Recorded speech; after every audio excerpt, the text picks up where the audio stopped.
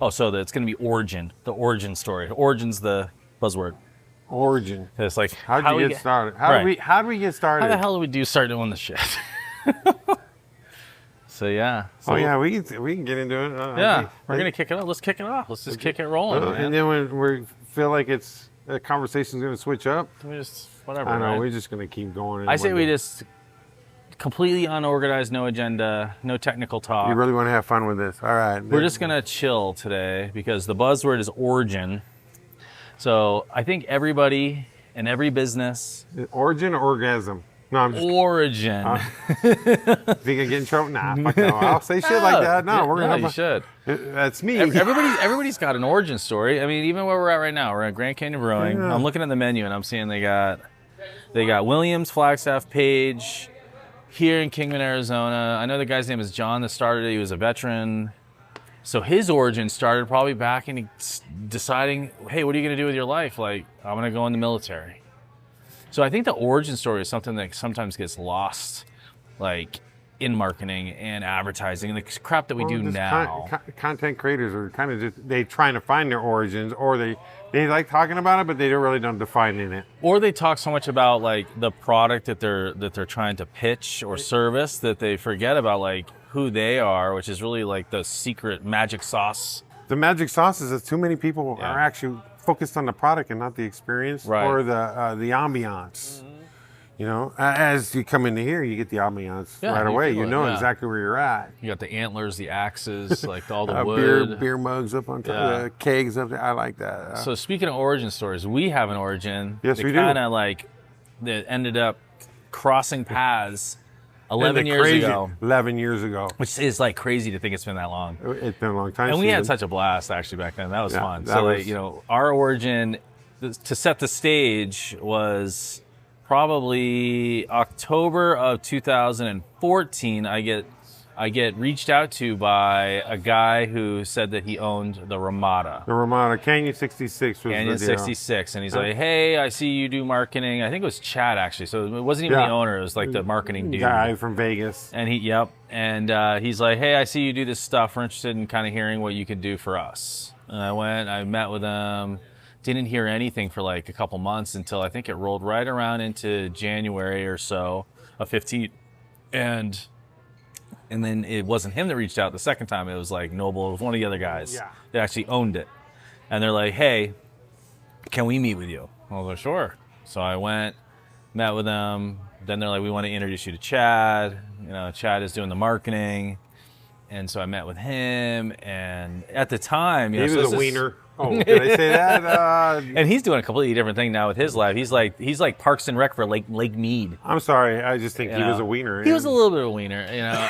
Just to keep it keep it real. He had an interesting perspective on stuff. Like I did like one thing I liked about him was that he was really keen to like branding. So he was like really good at like making sure stuff looked a certain way, like with the logo, you know, the wrapping and stuff. When they did that, what was it called? The Hoofs, or no, what the heck was that called? That fundraiser for the local horse organization. The Horse and Hooves. Yeah, it was Horse and Hooves, and then so he did a really good job with that, you know. But at the end of the day, like as we know now, marketing is all about like returning on investment in the marketing dollars. Like you got to make money, and he was really expensive. He did a lot of expensive things that didn't end up returning the investment back. And that's the whole either break even or make money at it. Yeah, because if you're gonna throw like. I've learned through my origin, your origin story. Speaking of advertisers, we got a guy dropping off business cards, everybody. Yeah. He wants to sell them a new credit card machine or something. Yeah. Nothing wrong with knocking doors, I guess. Hey, it you got still your works. boots on the ground. He's got the old satchel. Yeah, doing it. Anyway, I think we met in 2011. No, 2015. 15. So yeah, so Chad or Joel, one of them introduced me to you. It's like, hey, the one guy that you need to know from here is Art. He's the guy behind the booth. And I was like, the booth, and they took me and gave me the tour of Canyon 66, which was Kingman's first and only 360-degree bar. Yep. And it was Kingman's only DJ booth. It was like a 1946 truck front end with DJ table. Yeah, it was a cool DJ booth. It really was. It was They cool. took that old truck and turned it into a DJ booth. Like a 150-inch TV, the biggest TV in all of Kingman. No one had a flat screen like that. It looked like Las Vegas. Let's just make it. They gave it that California Vegas guys. look. Yeah, from California, they made it look like Vegas and Kingman. So I then meet you. And I'm like, okay, who's this guy? And you had so many Facebook followers, even at that time, more than everybody I knew, other than like Big K. You and Big K seemed to be always matching. We were always, So like, that's how we became friends. So how did social media? When did it get introduced into your life? And then when did you realize, oh shit, this is going big? It was because you knew before everybody else. I feel like.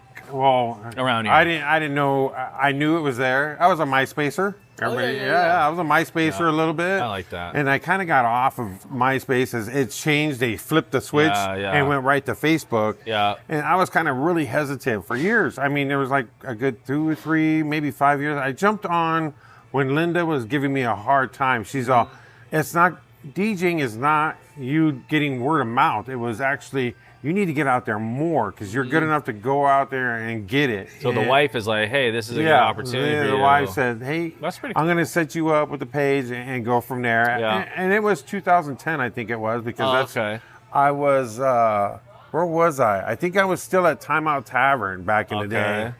And then Timeout closed and I moved over to Canyon 66 as their DJ. And then they start, you know, it kind of went into, you're going to DJ, and then I said, we need more business. And I always believed in when you're you have a bar or a restaurant, and it has entertainment, and it's very important to bring a star or a celebrity kind of status within it, because it gets people talking about it. If they're not going to show up, at least they're going to talk about they were there. Or, you know, I've had many artists from Curtis Young, Dr. Dre's son, to Afroman, the Twister, Cottonmouth Kings. Cottonmouth Kings. Yes, Cottonmouth Kings are one. Big Smo. Yeah, Big Smo. I like There's an actual video of us like twisting it up on stage. Cool. So we went into 2010. I started to putting my DJ stuff on there. Yeah. And then all of a sudden, the live button came. Oh yeah, so that was like 15, like when I met you. Right. Because like that was like, it was like, I think both of us were like, had started to like, and they only rolled it out if you had a certain amount of followers, which you had. Right. And only a certain number of people with those followers even got the button. Right. They didn't just like, everybody that's got over a certain amount. They like literally picked people who they knew were not a robot, like that they were doing ethical things on there. Because once that thing goes live, it's like the days of live TV. Like there's a few second delay, but man, you could show anything at that point. Right. Yeah. So it was really risky for them to do that, but they did, and you had the button. I remember button. like, oh, you got the button. You got a button. You got a live button. I'm all, I don't know. Like, what does it do? What do we do? So what? Yeah. What do you say? What do you do? So I basically said, you know what? I'm just going to turn this thing on and talk about where I'm at or what I'm doing. I mean, I was 2010. They didn't even have content creators back then. No. So they didn't have anybody that you follow or whatever. It was still it was still actually social media. Yeah, it was people talking with people. Right. Like, businesses, and even in 10, like I don't even think Facebook business pages even existed yet. I think they didn't come out until like 11 or 12. Friends. Yeah, it was a friend page. It was a business page. It was a friend page, right. And then they told them, hey, you got to switch over to a business. Right. And now you have to invite followers, not just friends. But the crazy thing, when I started doing my own DJ promoting and events. And the crazy thing is that I had a lady named Sherry. She owned Tan On.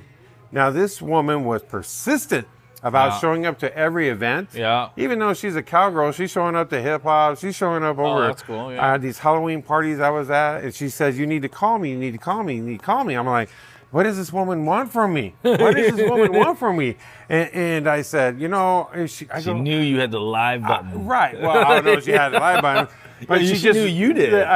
Maybe. Oh, not 10, not 11. Yeah. Okay. So she comes out and she's I want you to do what you're doing for yourself on my business. And I said, well, I'm just starting out on this stuff. I really don't know. She goes, I want you to do what you're doing. So I started doing it.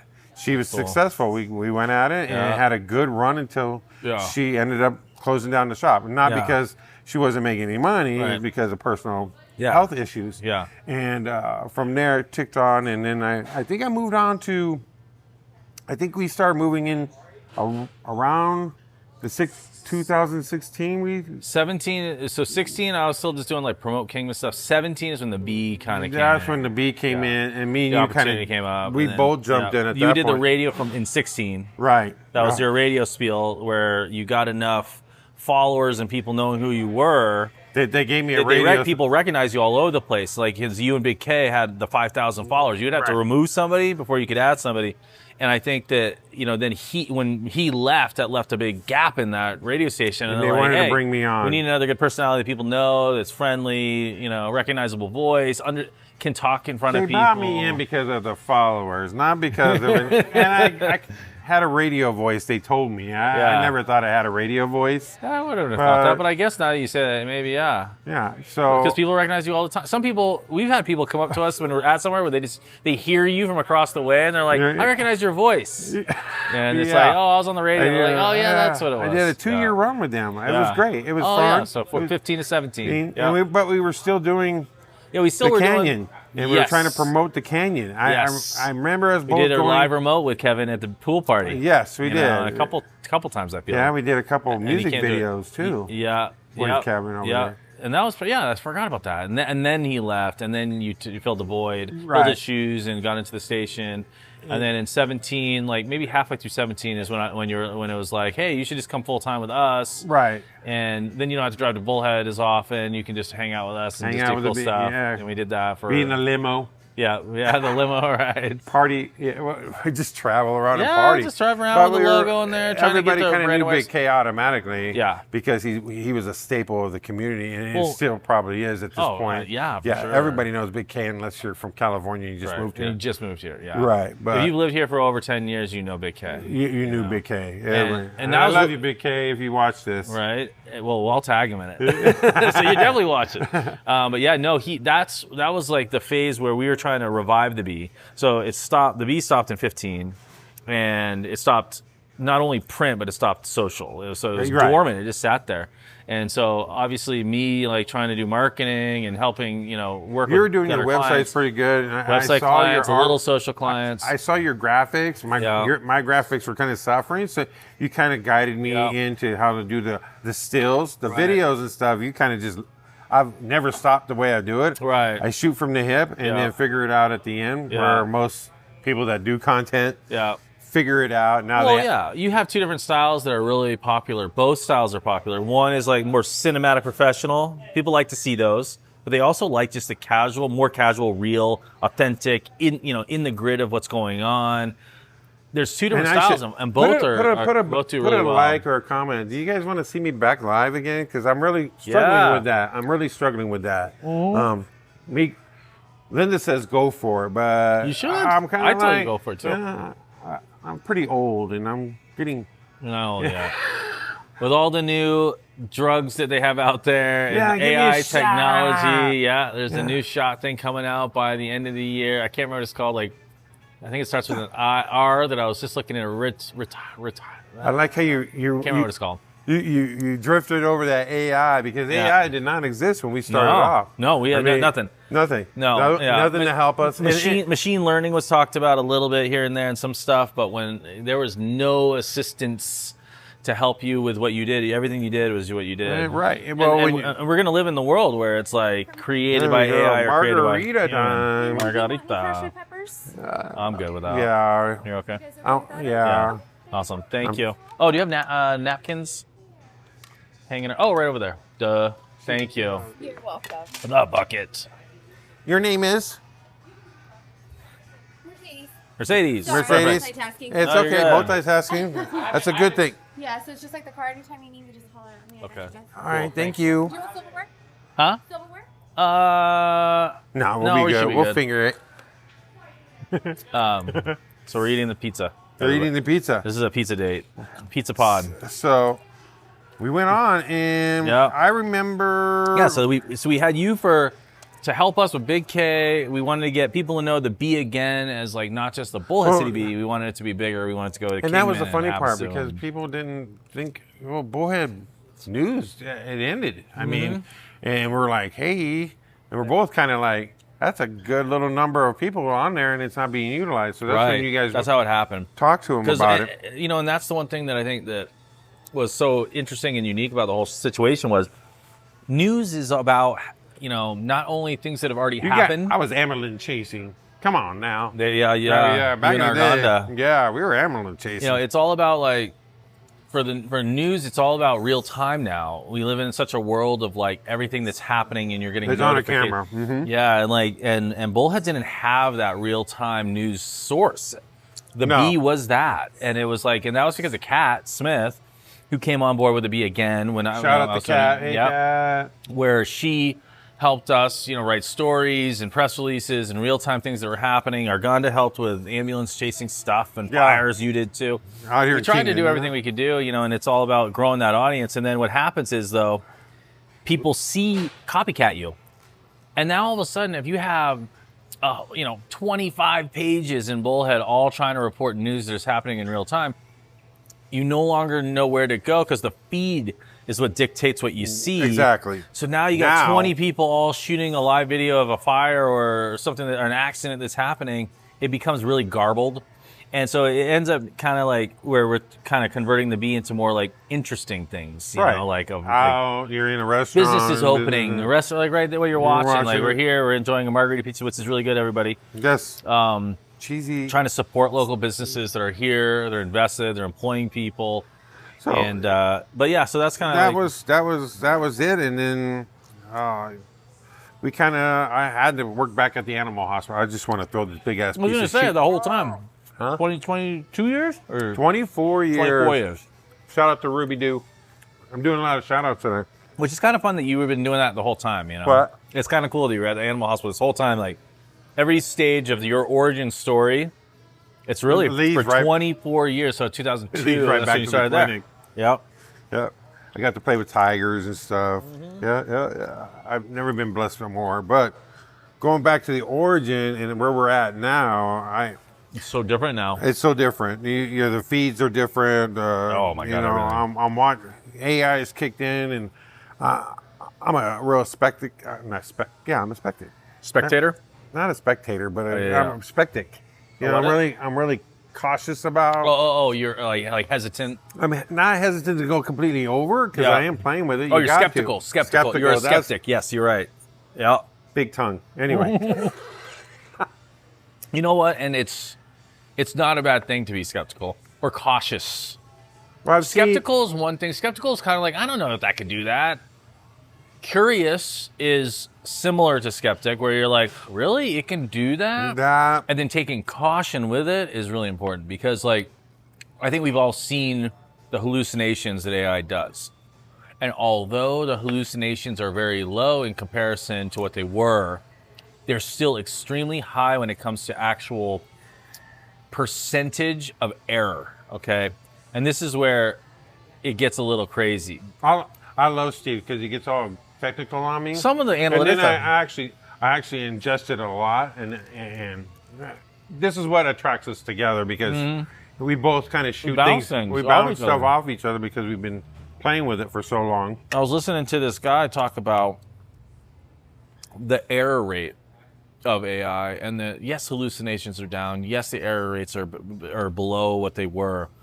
Are they? But it doesn't take much of an error rate to cause an entire crash of a system, though, right? Right. So when you think of all those times that we've had something happen where it's like, oh, the entire cell network is down, and it wasn't because someone hit a power line; it was because of some type of weird, thing that happened in the data center. That was an error done. Or when what was it? Microsoft. Remember when they crashed everybody's computers in the country? Yeah. All commercial computers using their certain point of sale system because they did an update. They rolled out an update without beta testing it on a small batch. They rolled the whole thing out at one time. It was kind of like that. What is that?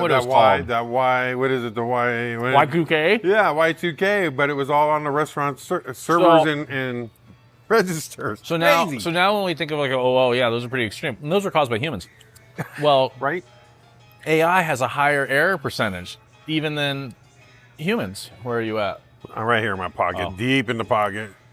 It's That's probably all right. a spam anyway. I'm a busy man. Oh, If it's important, grab it. stop it. Yep. Check off your thing. Who is it?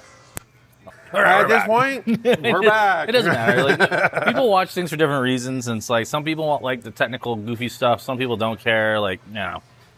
But error rates in AI. Let's get back to that.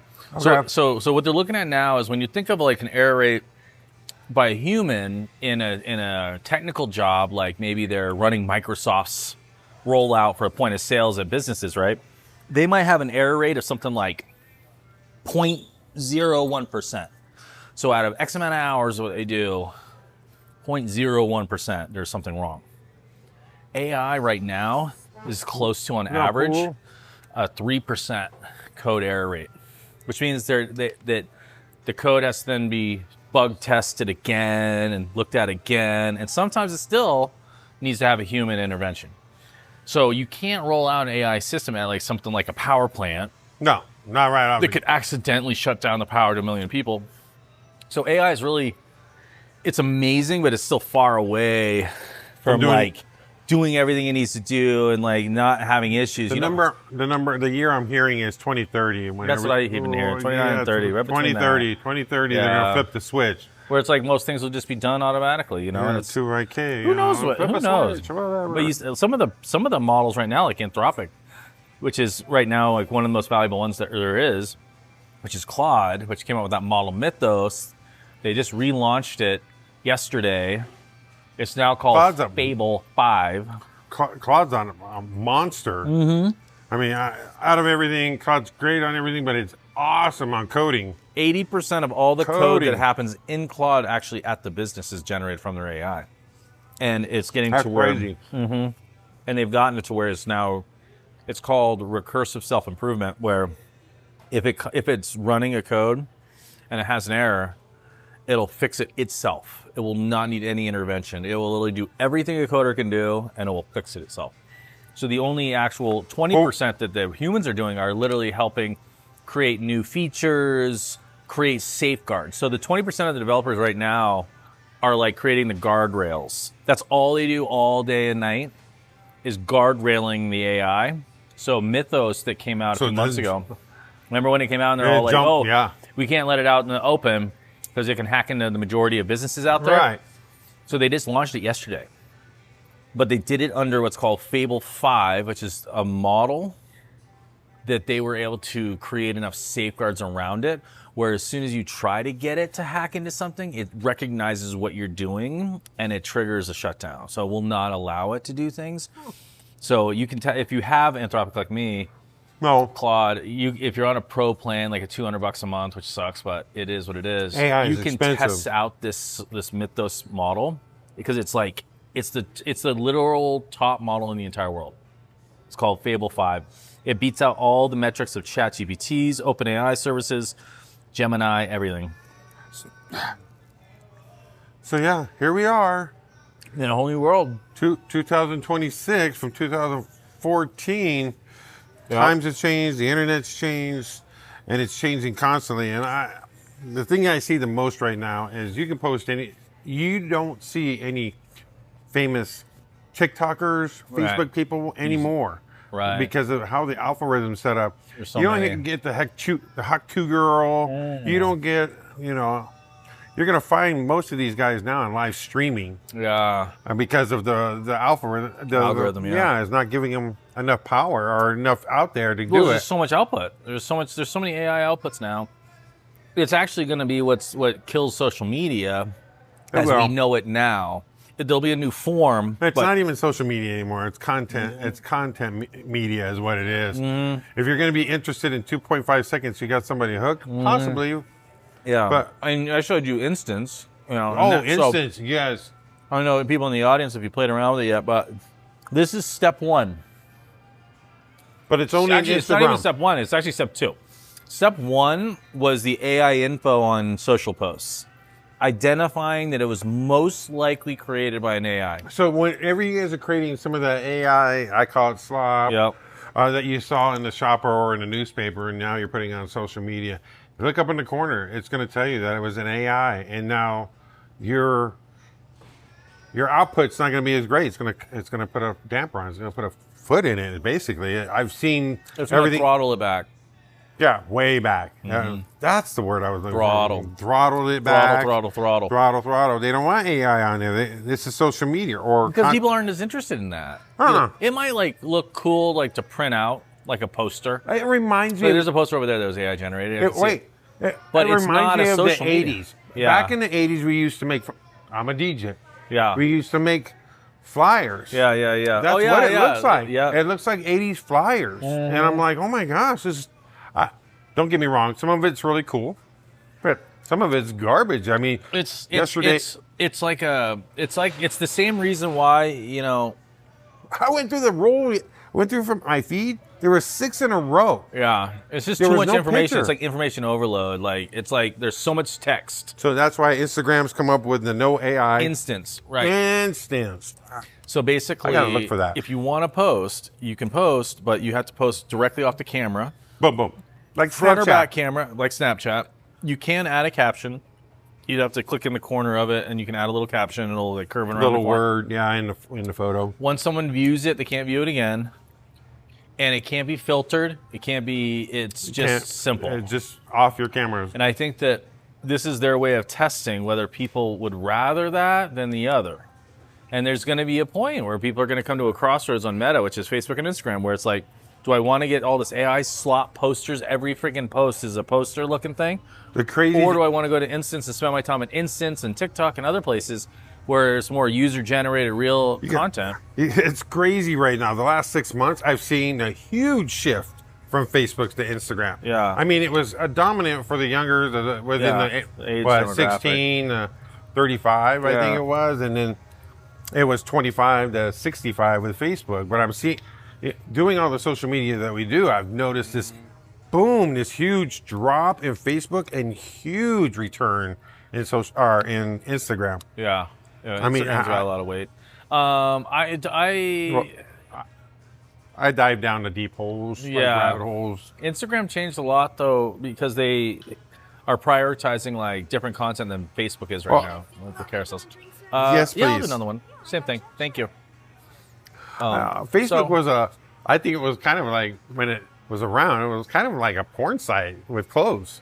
Facebook? No, Instagram. Oh, yeah. It was really like... filtered chicks. Filtered chicks, and they're all out there. Everybody's doing their thing, and now they've kind of dialed it back down. Yeah. Since the kids got that lawsuit with the kids. Right. All that. That's crazy. I forgot about that. Uh-huh.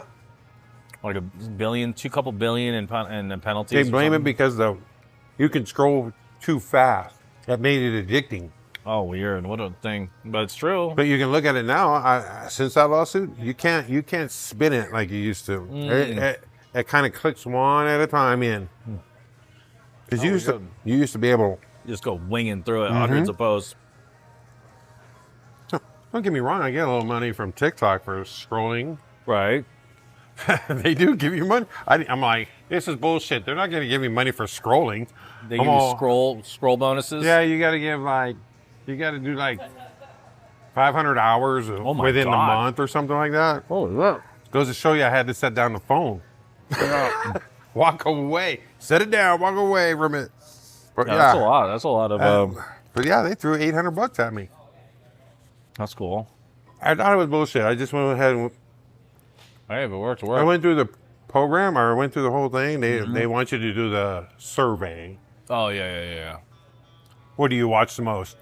How interesting. What I'm hearing now is you want to get out there and get your feed to get to know you, because that's all it's doing is getting to know you. Right. You go to each platform, like three. You don't have to post anything else. It's like the 3 things: health, care, food, whatever it is.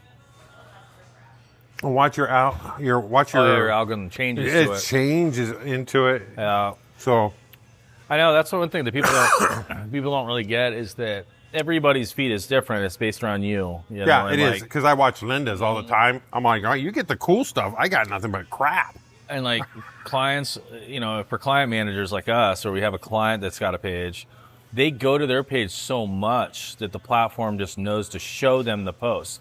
Like, so like when I look at my feed, I go to my clients' posts so much that when I do one refresh, I can go pretty much for just a few minutes and see every recent post from all my clients. That's just because I go to their pages so much.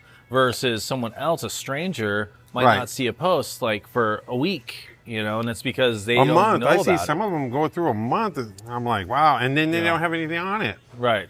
I'm like, oh, nobody really saw it, but I'm also seeing that people are not liking or hearting or any of that anymore. Engagements have gone down. They'll comment before they even heart it. Oh, great place, or, you know, because I see it through my clients all the time. Well, they didn't heart it. So I'm like, this is not even working. Looking at the numbers right now, it doesn't matter.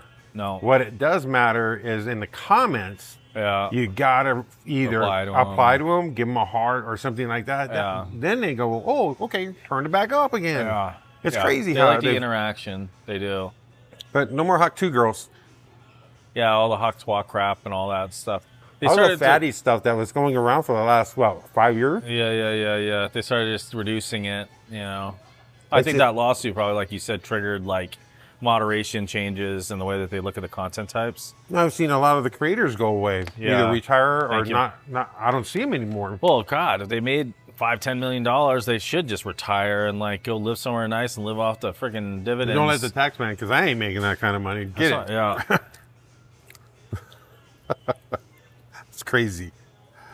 But Things have changed. I would like to see, you know, and that's one thing I think that, for a little tip, I think every business out there needs to define their origin story for themselves, the business, and the employees. And I think everybody needs to have a moment to tell that story, like through social, on their website if they have one. I think that's the biggest. That's the biggest thing. I just think it's what's most interesting. Yeah, it's what's going to differentiate a pizza place from a pizza place from a pizza place.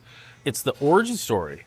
Yeah, your pizza recipe can be a little bit different. You know, yeah, your environment, your experience can be a little bit different. But at the end of the day, like that origin story is like what defined the pizza recipe. It defined the experience. Where'd the recipe come from? That's what people, you know, you say you got this special recipe. I think that's where social media still lies with businesses. I think that it's not. I think it's a business. The specials. It's not the, you know, the deals. I think it's like the staff, what makes them cool, what makes them valuable, what makes them be honest, original and unique. You can be honest at this point because more of the businesses focus on the product. They always do. Oh, this is more important than this. I go, it actually is it's one picture in two platforms. One is you're doing the item or the purchase of the item, and then you're seeing where it's coming from. Right. And my biggest thing is I love going behind the scenes. Yeah. And so do you. Yeah. Shooting that, you know, egg being made or the tri-tip being smoked and cut, that fresh cut when you with the grain, not against it. Yeah.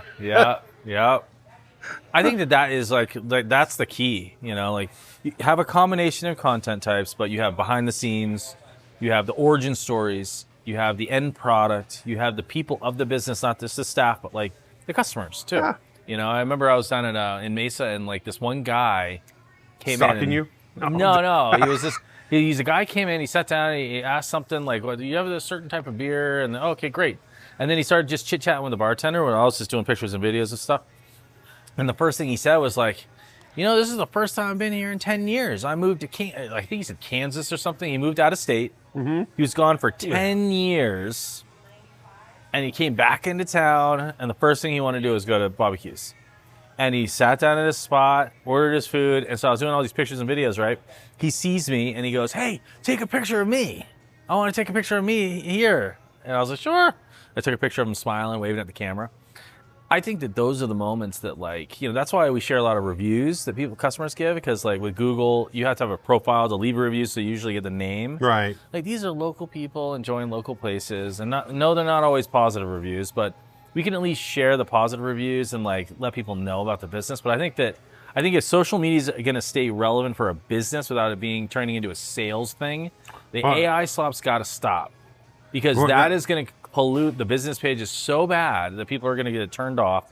I think the business pages should turn into origin stories, / original content coming from their business, the day-to-day interactions, like here where we're sitting, right? We're in a brewery / distillery. They might not do the distilling here, but they do have the brew operation, I believe, here. They are a restaurant. Brews. Yeah, Brewery. Grand Canyon Brewery and Distillery, both.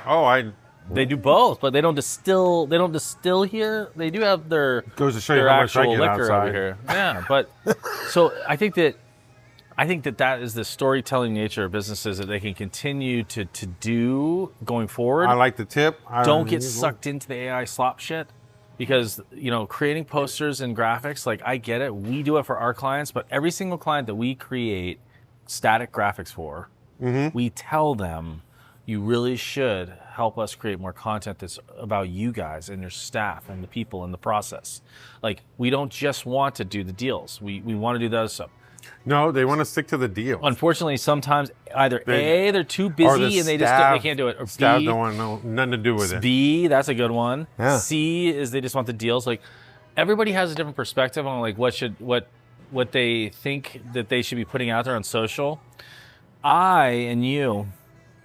I actually look at your proper English. I create, first of all, like a block to what they care about at first, because what I care about is how the platform treats it.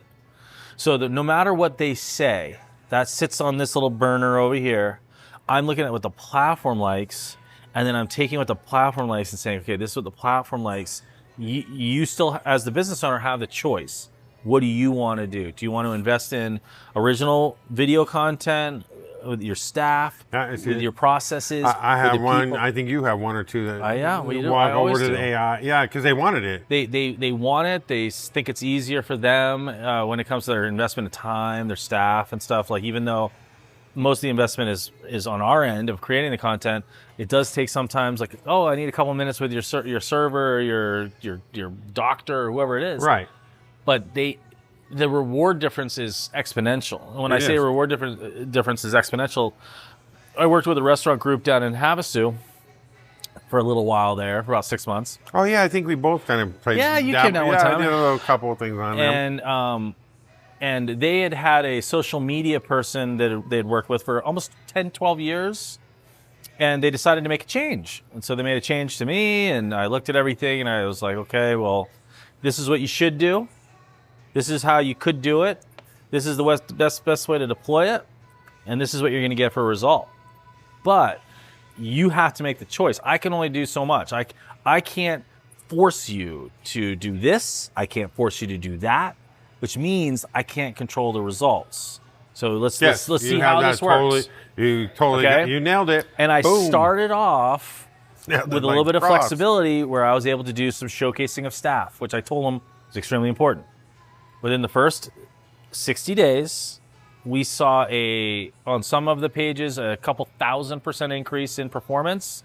We saw posts on, I think, 4 of their 7 businesses, one single post on 4 of their different brands. Right.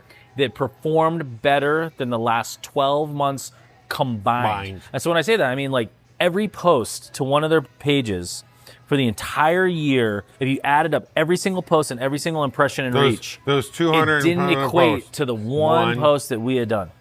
And it was just because it was a staff highlight taken with a good camera. It looked good. We got a little information from the staff so we could share some cool, fun facts. That is an example of sometimes the client thinks they want one thing because of whatever reason they're stuck in this mode. They're focused on the sale. They're focused on the product. Our job is to look at what the platforms want and how do we get performance. We recommend, but we don't require, because we can't. We can't. I've gotten myself in trouble for that. I'm like, we literally got to do this, and if you don't, there's no sense even trying to build on your business at this point. 6 months later, that client is no longer a client, right? Right. And the reason why is because we can only recommend, we can only consult, we can only suggest, we can only try to build it into the model that works with the platform. But if we can't get you to do it, if you can't follow this certain process, then it's only a disservice to both parties. Then it's a disservice to me, because like I'm now spinning my wheels, not getting the results I need because I can't get you on this end. I'm a numbers kind of guy. I'm not doing them a service, because there's creating this friction now between the process. It's like, it's just better that you don't do that. So, but for people out there that have a business, like, and you're interested in marketing of any, listen, like, here's the first piece of advice. Don't think you know everything. I do not go to a car mechanic when I have a problem with my car and tell them what to do. I don't go to a doctor when something's wrong with me and tell them what I'm diagnosed with and that they just need to prescribe me. I let them diagnose me. I let them consult because they got the PhD or the MD or whatever it is. I don't go to anybody who is an expert in their field and tell them that I know more than them unless I am also an expert in the field, and we'll debate. But if you are a small business owner, a medium-sized business owner, whether you're a restaurant owner, a HVAC company, an electrician, even working at a college. Here, let's do this question. You guys do marketing and content for businesses, but there's so many businesses out there. How is it that you guys know how to come into this restaurant, or how to go to the AC place, or how do you go to that pizza place that's been there, just started up? What makes you be able to market it when you don't even know anything about it? Right. You got to know the business. So I usually walk in. That's their part. Well, yeah. Well, that's because we walk in and we're like, okay. Like, what does you guys do? What is and that's that personal kind of thing you have to do with owners and staff. Did I get? No. I got margarita on me. No, I'm just kidding. Do you guys need a box for that last one? Oh, no. I don't think so. You're not. I'm not going to. You're good. It was good, though. Very good. It was great. Yeah, thank you. We are finished. We need your consent. You're going to be on film, so. You're fine. Okay. Yeah, we had to get it on tape. you're okay. I'm such a smart ass. It's like Girls Gone Wild. I know, right? Do you consent to being filmed? So that you have to learn it. Right, and it's really easy. Not easy.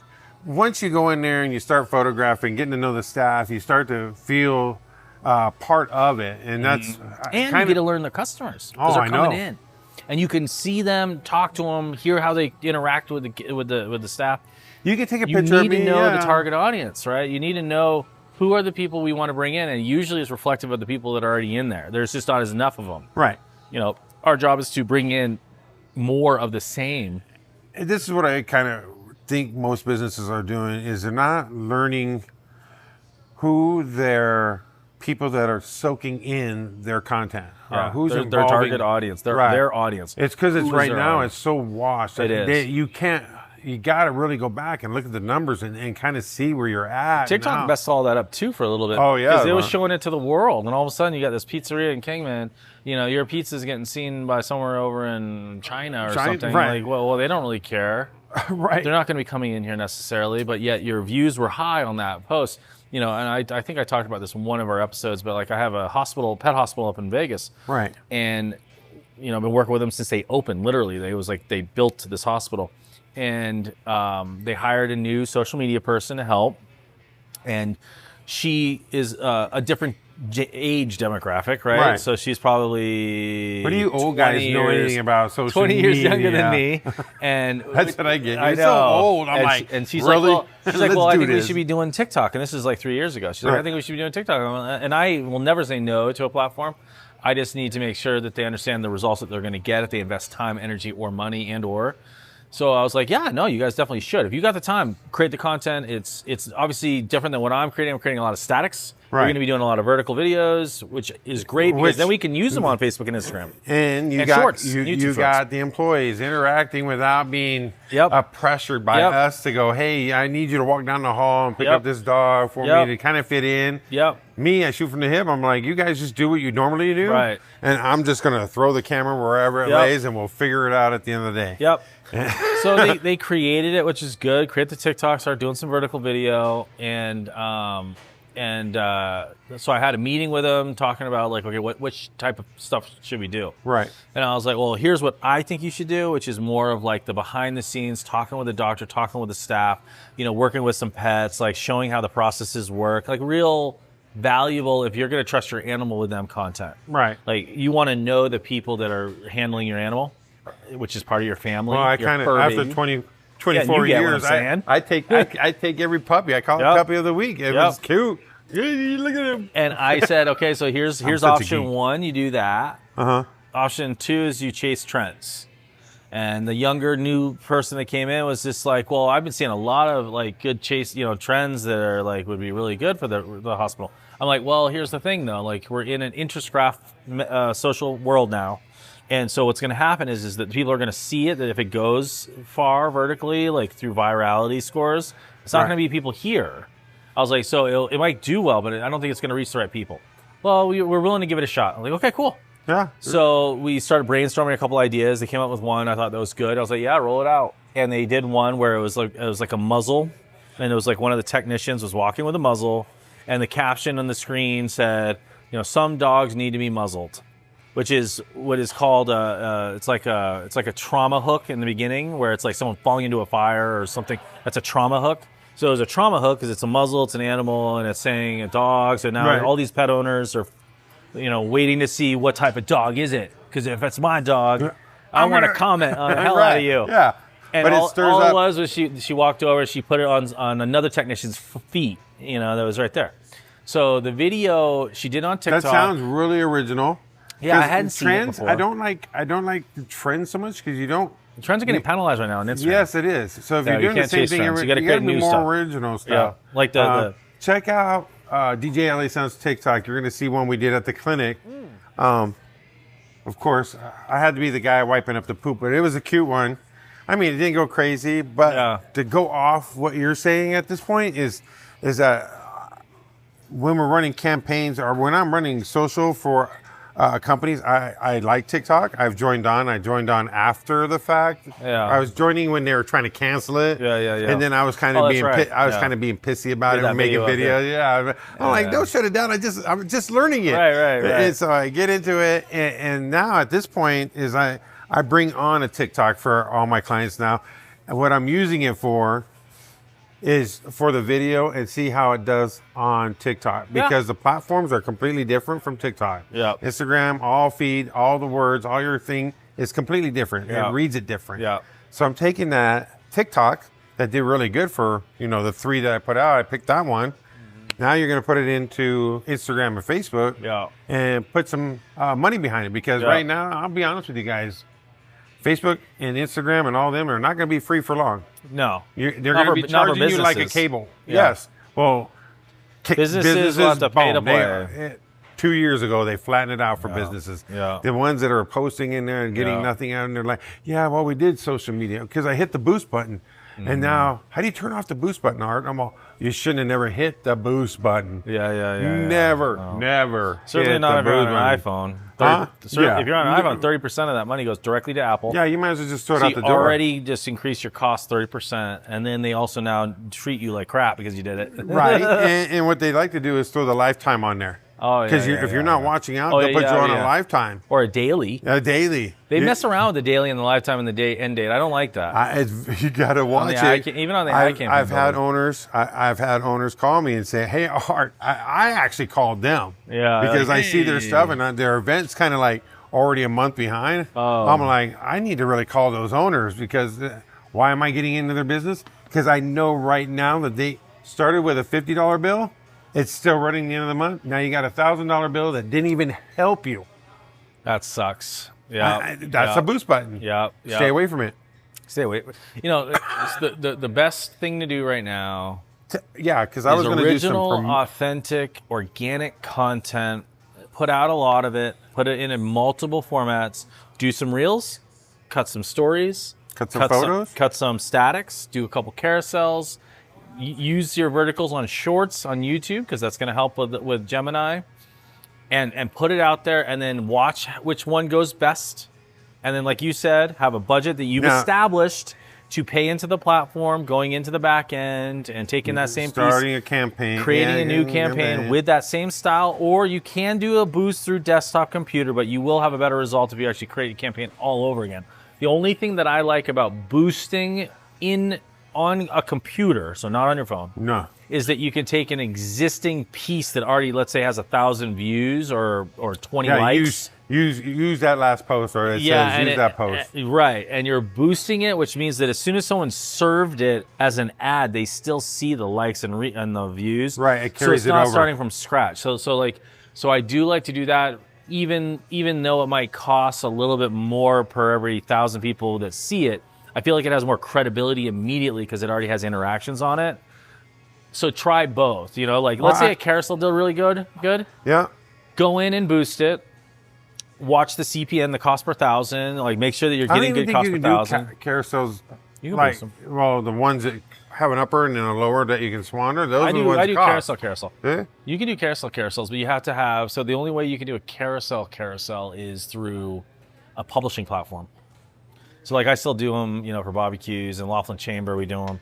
But you can't do it organically or natively through the app or the desktop. It's stupid. I don't know why. I don't know why they got rid of that feature. They make it into a gallery with the one image and then the multiples and then the more. They don't make it into a swiping gallery.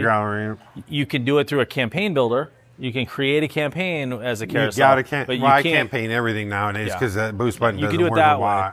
So like it just depends on how you do it. But you have the buttons for carousel. It says carousel website. And but no matter what, try it all. But at the end of the day, the real advice that I give is give it to me. Is everything I'm saying is great, but at the end of the day, it's establish a budget for online, digital, internet-based advertising and marketing. You can also establish a budget for traditional. Okay, right. So your radio, your newspaper, your shopper. If you're a small business, like a lot of our clients are, they have to either decide whether they're going to go digital or traditional because it's just not enough of a budget to do both. Like, that's a question to ask ChatGPT, or but I can tell where do I spend my marketing dollars? If you actually ask an LLM, ask all of them. Screw it. Yeah, go to ChatGPT, go to Gemini, go to Claude. Ask. Tell them exactly who you are. I learned that real quick. I was like, wow, I'm a business. This is straight up. Put in your real numbers too. You make up if you're afraid of them keeping your information, just put in a fake business name. Steve's Pizzeria. I make $600,000 per year. Last year, I service an area of 36,000 people in Kingman, Arizona. There are a few competitors. Look them up and you can see who they are. What should I have for a budget based on my revenue? Top line revenue is how much, literally it's the easiest thing to figure out. It's the money that came in. Right. That's it. Okay. Then you have all your other expenses, but like don't even think of that yet because your actual budget should not be dictated on your expenses. It actually should be dictated on your revenue. And then you should be better about budgeting when it comes to the expenses. You should, well, I'm just giving you shit. I know, but like what you'll find is between on a low end 3% and a high end 8%. It's between 3 and 8%, and it comes down to how competitive is your field, your industry. What is the cost per item? Is it a $6 beer or is it a $2,000? You're getting really deep on this. Technical, but it's between 3 and 8. And what I have found over the last 15 years of doing marketing is that 95%, which is 95 businesses out of every 100 I've dealt with, do not have an established budget. Now, it doesn't say they can't afford it. They don't establish it. So when you go into business and you don't have an established budget as a line item in your actual expenses, what happens is when you're approached by someone, all of a sudden you have based your entire pricing structure off your expenses. So what you did is you created expenses and you've adjusted slowly over time how much you're going to charge for a beer based on your expenses so you can keep your gross margin at a certain level. Right. Well, shoot, if you've done that, that means that now if I were to say, well, you need to be spending another $1,000 a month on your marketing, you would have to raise your prices to keep your margin the same. And that is the pickle I feel like that me and you have been in since doing marketing, is that when we're dealing with 95% non-budgeted digital or traditional marketing, they don't even budget at all this component. They just kind of wing it. A Girl Scout will come in and say, can you give $500 to the Girl Scouts or whatever, $50 to the Girl Scouts? They'll do that. That is actually a marketing budget part. Right. 3 to 8%. Look at your market. Look at where you're at. If you're in a competitive market, you need to be on the higher end. I'll be honest with you, small or large. Yeah. Corporate already has it. These big large companies ones already have established budgets. They have established budgets. They know exactly what they're going to spend on marketing. They'll do 3 ads. This is the key here. This is crazy because I had to explain it to some of my business owners. These guys have multiple campaigns going all at once. And what they're doing is on the back end, they're reading the data and saying, okay, this ad right here is doing a lot better. Do I need to spend any more money on the rest that are not? No, this is where you take that and you put it into the one that's doing good. So you get, now in today's world, the small business person, and I actually work for Stan's Pizza. Give a shout out to Stan's Pizza. Stan has a very small margin. Yeah. He's a pizza guy. Yeah. He family ran. Yep. He didn't have much of a budget. He delivers his own stuff. He delivers his own stuff. He's not just hooked into DoorDash. No, he doesn't want to do that. Delivery. Why? Yep. Because they take a big chunk. Why am I going to give all my pizzas away? Because they're going to hit me with it. He got on with me, to be honest with you. He's been with me since the day they opened the door. Yep. And he succeeded in a small budget that fits him, but also gets his word out, his brand, his pizza, the company. Consistently, on a regular basis. Yes. Staying with it. And that's, I think, something that people forget about. At first, he was against it. Because he's not social. Oh, was he? Yeah, he's like, I don't want nothing to do with this. And then Ron from the Garter Club said, hey, Art started to do the Garter Club, and it went crazy. It was just too late in the game for me. Yeah. It's not too late for you. You can get it back in the game. Right in the beginning. When you put the key in, he's already on it doing ads for you. Yeah. And since then, I think Stan's Pizza, there's other pizzas. I think it's a really good pizza. Yeah. I think he does a really good job in his business. How would you say? Quality of the food, the operations. He tries. That You know, there's always going to be a bad day, and this is where people, we call them keyboard warriors. That like to destroy something so easily.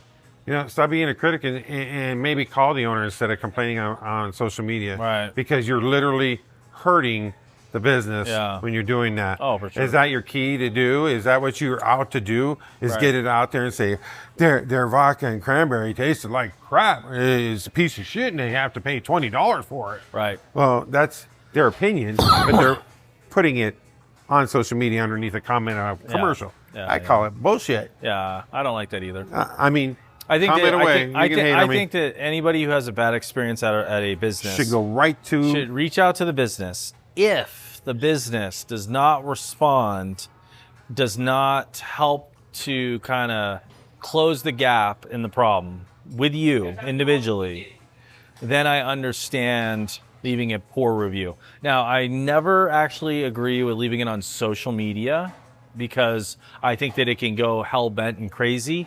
I think that leaving a Google review or a Yelp review after you've reached out, and not just reach out like you tagged them in something, like call, like make a genuine effort because it makes such a big impact on the business. But there are, unfortunately, bad business operators out there, and they do need to be called to the carpet, right? Right. But if you didn't give them a chance, were they a bad operator or did someone have a bad day?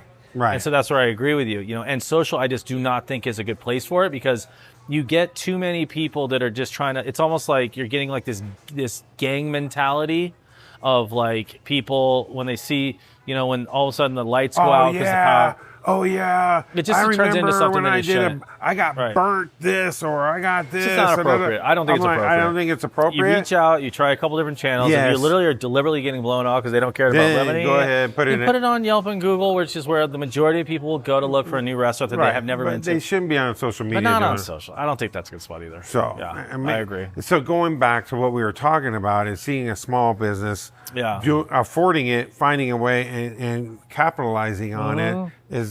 You know, I've worked with many restaurants, doctors, and so are you. So they all have different budgets. Yep. My biggest thing is they don't want to spend a whole lot of money on campaigns because they don't understand it. Right. Is that first? I mean, you kind of get them going on a certain. I go. So I've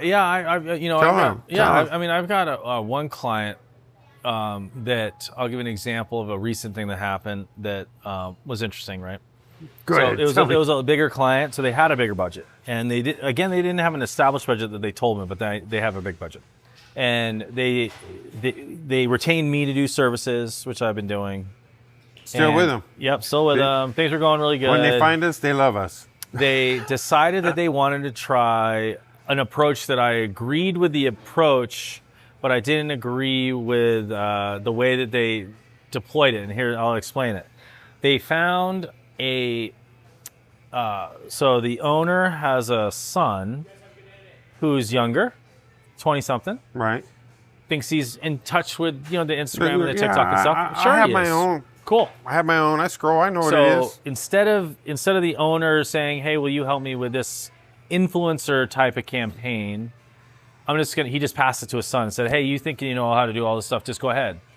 And so I kind of sat back and waited until it kind of got, basically the contract was signed. And because I didn't want to intercede into it. That's their thing. Right. And what it was it was an influencer that was a large page. And it was for the state of Arizona. Oh, I know who you're talking about. I know we get in trouble, but and it was a coming to each diner. They were focusing more on. Oh, that's foods. a different one. That's a whole different one. Oh, okay. That's not even the one I'm talking about. Oh, no. But that's another good one. That's another good example. Because they come through here. They do. And they make a turmoil of everything, and these business owners buy into their. And it was expensive. That was expensive. That one. I got 80,000 people that watch. Let's get it straight right now. So hold on, let me finish mine. Okay. I know exactly. America's Best Restaurant is what you're talking about. Oh, shh. Okay. So no, I'll call it out. America's Best Restaurant.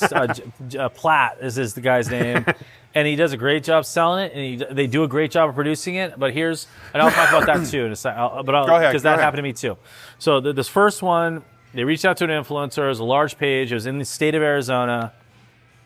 It cost, and here's where the dollars and cents is where I come in.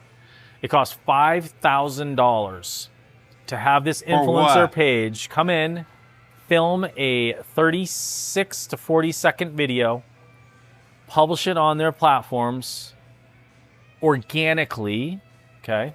Organically, they got around 180. I'd have to look again, but I think it was like around 180,000 views total. Now it's going to come to the part where I want to jump in because they didn't make any sales. That was my question. They said they think they had some, but not to justify that expense. So then I said, okay. So did you know that page, the followers of the page, or the organic reach of the page is throughout the whole state because they do everything from the top of the state to the bottom of the state. Yes, okay. So out of the 200, let's say it's called 200,000, just to make it even. So out of the 200,000 followers, how many do you think were actually local, that you made a local impact that would actually come here and spend money? Oh, I don't know. I'm like, okay. I was like, so let's just grab a calculator, take 200,000 or the $5,000 divided by 200,000. Right. Okay. You get a cost per person, and you can multiply it out by 1,000. That's your CPM. I was like, okay, here's what your CPM was with this campaign, and it wasn't even the right target audience because it was the whole state, right, and potentially even farther. I was like, here's if we ran New Mexico. And the top of the header of the page, although they mention you and they tag you, it's their page that people are seeing. It's not you. They get a click on you. Or if we had ran an ad campaign with a video that we produced on your page, on Facebook and Instagram, and put it on TikTok too, and we took that same $5,000 budget. I was like, here's the last campaign that I ran for you. Here's the CPM, the cost per 1,000 people. Right. On the basis of the same CPM, which is only a 5-mile radius of your business. Right. You want to go 5 to 10. Yep. Unless you... His is a very densely populated area where in that 5-mile radius is like 400,000 people. And so it's extremely populated. We would have gotten... Huge. Yes, we would have gotten... Yeah, it was like 5 to 8 miles, something like that. We would have gotten 400... I would love to have that kind what was it? It was 420,000 views. We would have reached everybody in our target audience, technically. You would have caught at least everybody. Half, multiple times. It would have been in there. It would have been your page. They would have clicked on it. It would have been on your page. As soon as they swiped anywhere, they would have seen more of your posts, not other posts that page has already been doing of just different places in the state. I was like, so that's the cost basis difference. Now, when you find micro-influencers, which they've been doing this as well, that have like 10,000 followers, 20,000 followers, 60,000 followers, 80,000 followers, and they are more local to you, and you're only paying them $500 in a dinner, and you're getting 50,000 views. If the CPM makes sense, then it makes sense to attract their audience because they have a really dedicated audience of our local market. But man, a statewide one that costs that much, that only got you that much. But it was a number. See, this is where the sometimes market... if they have the budget and they want to try it, they tried it, they saw the results, it didn't make sense. But it also burn them, so they're kind of hesitant to do anything else outside of that. So now I run campaigns on every weekend. Because they saw the CPM difference, it's black and white. Oh, it's simple. It's just the owners money can pull divided up by. their back end and say, "Well, look here at that." it is. This is what we're doing, and so now Everything we're doing is weekend campaigns. We throw out, we throw a lot less than what he was doing. Oh yeah. And we're going into the summer, which is hot in Arizona, so it's a little bit more difficult. So yeah, no, you got to know your numbers. You got to have an established. So it goes back to what I said. My biggest advice is have a budget, and literally take that amount and get it out of your head. It is not yours. It is to promote your business. Like, don't think that it's just there and it's dispendable and you don't need to use it, and you can get rid of it. And no. Your marketing and advertising budget is literally what is the life fuel to us, a brand. It's not the special recipe of the sauce. It's not the value promotions they run. It's honestly, it's not. And it's because we live in a world now, like that guy sitting right there at the bar right now. We live in a world where people are on their phones. Can we show that? You see that behind me? You might be able to. Maybe. He's on his phone. She's got her phone on the thing. Back in the day, it used to be newspapers. Right. Back in the day, it used magazines. Brand loyalty has kind of gone out the window with a lot of places. Yes. And there's so many places that have come and gone that people are more in like discovery mode all the time, and they're looking for new places to try. And as soon as something else opens up, unfortunately, they're going to try that. Right. And your loyalty only exists if you're exposing your brand to these discoverers. And the only way to do that is to have an established marketing budget that you can put your brand out in front of people on a very consistent basis, because the platforms prioritize frequency of posting. Right. If you only post once a month and I post twice a month and he posts 5 times a month, the 5-time-a-monther, regardless of the content type, will be seen more often because he is supplying the demand. And the platform wants the supply. Yeah. Because they don't want you to bounce into another platform. They want you to stay on that platform. So that's why we always complain about, like, we see a lot of ads. We see a lot of ads because they found a threshold of our tolerance to ads versus the organic posting that's happening. There's not enough organic posting from businesses that we care about. No one's doing it enough. So it's using that opportunity to push ads. So that way, if it does lose the user, like the person, to another platform, at least they made money on the user from showing an impression and charging the business. So it's a really weird, twisted game, but like, have a budget, be consistent, multi-medium, do carousels, do posts, do reels, do stories, multi-platform, do YouTube, do all these things.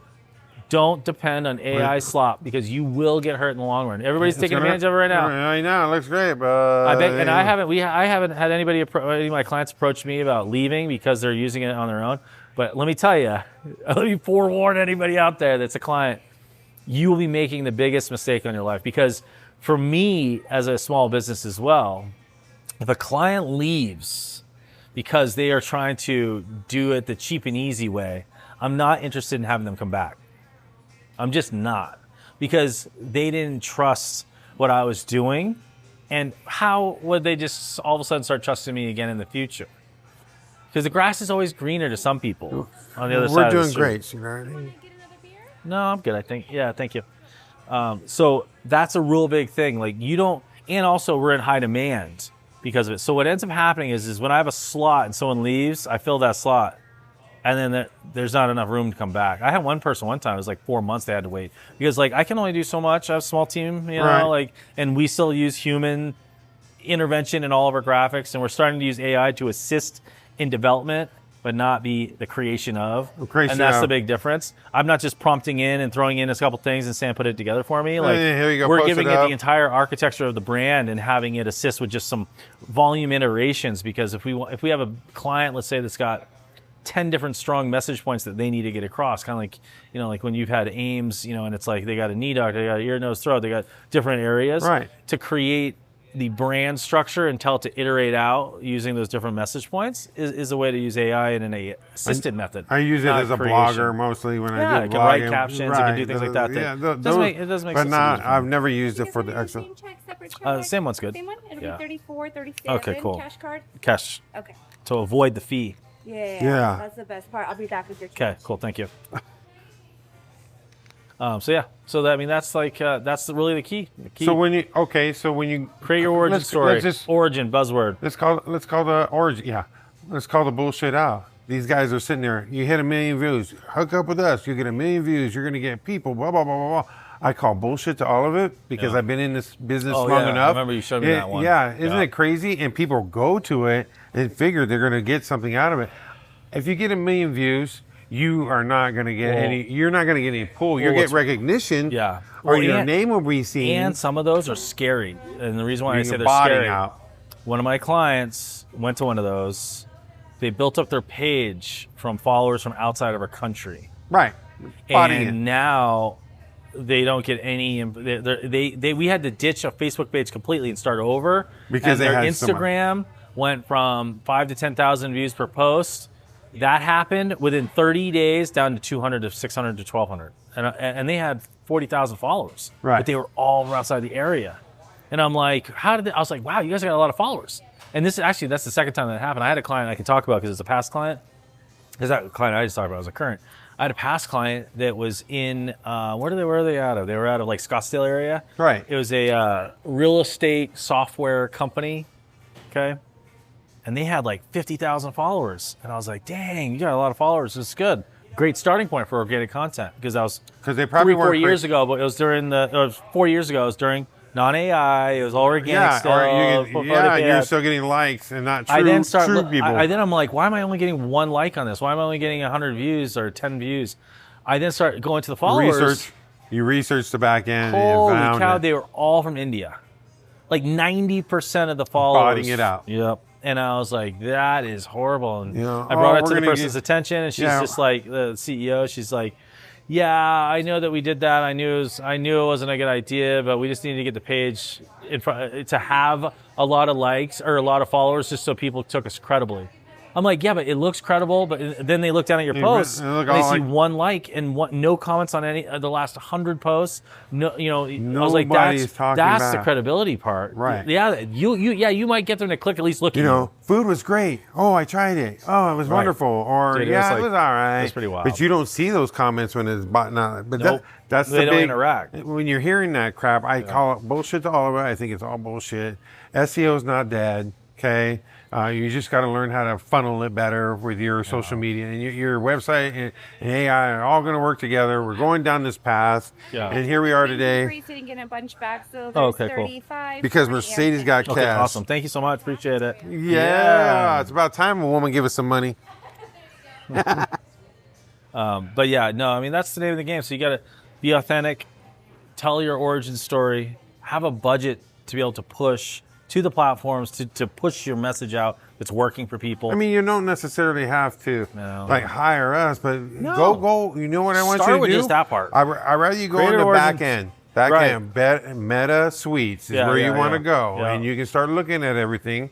And if you run into a situation, you can YouTube it. We're not out to make money on it. Yes, we are, but not. It's a business, but some people just want to at least explore it themselves. Have a key, right? Try it. And maybe they're so slow that they have the time to do it, and they can start deploying some of what we're talking about. Right. And then they start getting busy enough where they don't have the time to deploy, but they got the budget now to pay someone else. Like that's kind of like the secret sauce to giving away like tips and tricks of what we do is not for the busy business owner because they're too busy. And they have a budget. That's why they have us. But they need to know that we know what we're talking about. And for the small guys that aren't quite there yet, then do what we're saying. Get yourself so busy that you can't do it yourself. Well, but just don't give the keys to the castle to your nephew. Or your employee who locks you out of the account. We can go down a dirty road of that. Don't do that. We've seen that. We've both seen that happen in multiple businesses where employees have literally taken over control of their remove them from their own pages. Won't respond to them when they need something. Horror stories. Are you going to trust? It's at that point in social media in the times is. If you're going to trust your keys to your register and safe to an employee because now they're using your social media, that can ruin you. It can make business not come in. Yeah, it's very bad. It's just bad. Don't do that. Don't do that. Keep it to yourself. Add them in as little admins, not a permanent admin, but a manager. They can post their stuff on it. Yeah. And please don't let them answer the questions or the comments because. Especially if they're talking about that employee that's running that social media, you're going to end. I've seen it. Yeah. I went down this road. Bam, bam, bam. And now they're arguing the employee on your company page. Yikes. I'm like, why is this happening right now? It's wild, man. Stop it. I literally put the page in fault. I took it down until I was able to talk to the owner about like, that. hey, yeah, I'm going to turn this back this. on. You're going to see your employee that runs your page go off on your people that are just commenting. You know, Susan, she did a crappy service, blah, blah, we only tipped her, blah, blah, or whatever. And next thing you know, it's Susan that answering the question. Don't let your employees answer those comments, please. So no good. No good. Do we have anything else? No, that was the buzzword. Origin. Boom. That was a good one. So we're taking them on the road. So maybe next week we'll be somewhere else. Yeah, let's go on the road. Let's go on the road. Where do you guys think we should go to next time? Give us there you go. There we go. Let them pick. We should go. We'll go anywhere in the tri-state. Just got to give us a heads up. Bullhead, Havasu, let us know. Yeah, we'll come to your business. We'll take a trip. Yeah. Buy us dinner. Oh, look at you. We'll do the whole podcast there. Yeah, I like that idea. I don't want your booze. I just want your food. I'll do both. We love you guys. Next time. Next time. All right.